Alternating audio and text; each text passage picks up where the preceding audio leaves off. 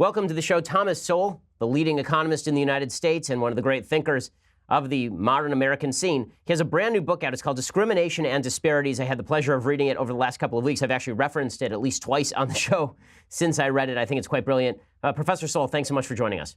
Thank you for having me. So let me start with what I think is the most important part of the book. You make an argument with regard to the definition of discrimination, because people tend to lump all sorts of discrimination together. You talk about discrimination 1, 1B, and discrimination 2. Can you just explain what those are and what the difference is between them? Yes, discrimination 1 is used in the sense of people who have discriminating tastes, meaning that they are very good at comparing things and making decisions accordingly.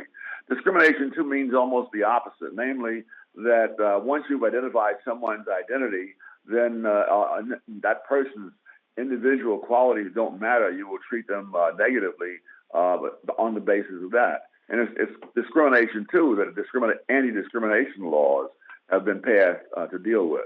And discrimination 1B is a different type of discrimination that you discuss as well. This would be the use of group data in order to make individual decisions in the absence of individual information. Is that right? That's right. In other words, discrimination 1A would be judging each person as an individual. 1B would be judging individuals by the group that they come from, in the absence of high cost of information that would have a prohibitive cost.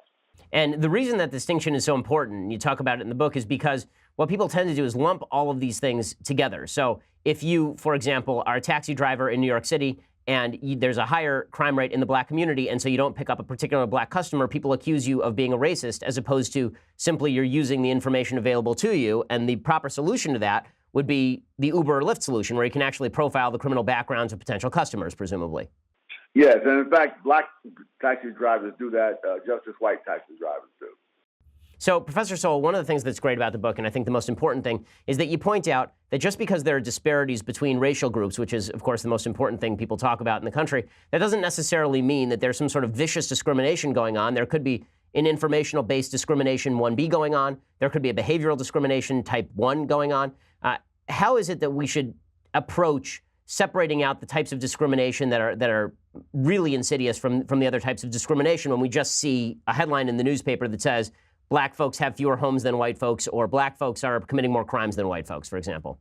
Well, I think that the crucial implicit assumption is that in the absence of discrimination and in the absence of any genetic differences, that people would be more or less randomly or equally spread out, and therefore there wouldn't be these differences. In point of fact, there are innumerable differences. One of the simplest ones that gets ignored all the time is that groups have different ages. That is, the Japanese Americans have a median age that is 20 years older than the median age of Mexican Americans.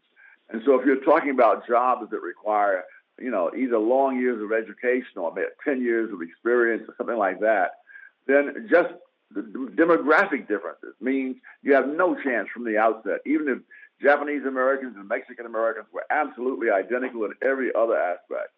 And one of the things that this makes clear, your discussion of this discrimination, your book, Discrimination and Disparities, and the differences between groups, one of the things that this makes clear is that virtually all government programs that are directed at direct redistribution between groups are probably bound to fail because they're not taking into account the real reasons for the disparities in the first place.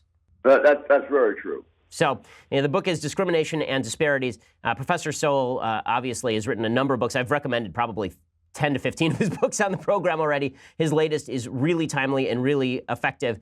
Professor Sowell, one final question for you, because I know that we're a little short on time. There was a New York Times study that came out a couple of weeks ago, and the claim from the New York Times is that it showed that black boys particularly are facing discrimination in the United States, that black girls are not, and that among rich households, even the household income is not a good predictor of future performance. The suggestion from the New York Times is that America is just more racist against black boys than black girls. What was your take on that study, if you had a chance to look at it? I haven't had a chance to look at it, but I see no reason whatever that one should expect boys and girls to behave the same any more than we would expect, Japanese Americans to be highly represented in baseball when their median age is in the upper 40s. Again, the book is Discrimination and Disparities. Professor Sowell, thanks so much for taking the time. I really do appreciate it. It's always a pleasure to have you. It's always an honor, and we always appreciate that you take the time to be on the program. Well, thank you. Thanks so much.